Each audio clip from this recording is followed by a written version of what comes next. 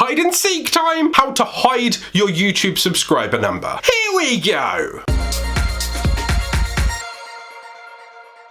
Hello and welcome back to another video. I'm Alan Spicer, your YouTube certified expert. Now, maybe you're a little bit scared, maybe you're new and you're a little bit ashamed. Maybe you just love playing hide and seek and you want to do it on YouTube. Now, I personally suggest that you don't need to hide your subscriber number. You should be proud of every number that's right next to it. Whether it's 5, 10, 20, 2,000 people, you've got to remember that they are real human beings. Could you imagine 20 people in your living room right now? You would be amazed of that if that was your birthday party. So why worry about it when it's a YouTube number? But if you truly want to hide it, let's go to the computer. And what you do is you go to Settings on the left hand side, you click on Channel, and then you go to Advanced. Here you'll see two options: display the number of people subscribed to your channel and disable interest-based ads. Ignore the ads one, you're focusing on this one right here, and to hide it,